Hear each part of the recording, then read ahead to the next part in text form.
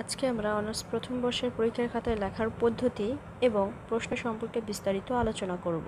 আমাদের 3টা বিভাগ থাকে, ক, খ এবং গ বিভাগ। ক বিভাগে 10টা প্রশ্ন থাকে, খ বিভাগে 5টা প্রশ্ন থাকে, গ বিভাগে 5টা প্রশ্ন থাকে।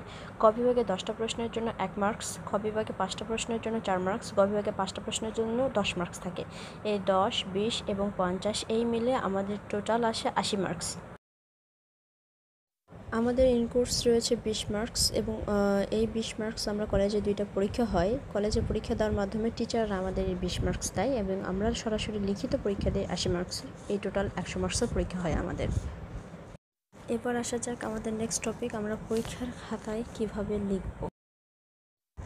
আমরা লেখার সময় ক, খ, গ বিভাগের মাঝে নিজের মতো করে যে কোনো বিভাগের উত্তর আগে লিখতে পারি। আমাদের কাছে যদি খ বিভাগে সবগুলো উত্তর আমাদের কমন থাকে তাহলে আমরা খ বিভাগ লেখা শুরু করব, অথবা গ বিভাগ কমন থাকলে গ বিভাগ অথবা ক বিভাগ আমরা নিজের ইচ্ছে মতো করতে পারি।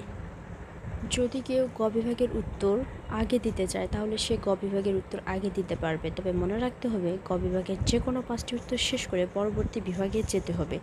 5টি উত্তর শেষ না করে অন্য বিভাগে যাওয়া যাবে না।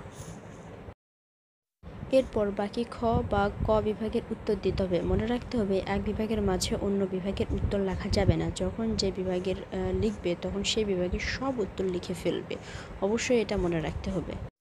তোমরা যদি এক বিভাগের মাঝে অন্য বিভাগের উত্তর লেখো তাহলে সেই প্রশ্ন এর মার্কস পাবে না। অর্থাৎ যখন যে বিভাগ লেখা শুরু করো না কেন সেই বিভাগ সম্পূর্ণ শেষ করে দেন আরেকটা বিভাগে যাবে।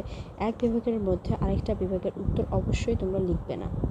এবার আমি ছোট করে আমার এক বান্ধবীর গল্প বলি। আমার এক বান্ধবীর ফার্স্ট ইয়ারে পরীক্ষা দেওয়ার পর সবগুলো সাবজেক্টে ফেল আসছে। পরে আমি জিজ্ঞেস করলাম এর কারণ কি।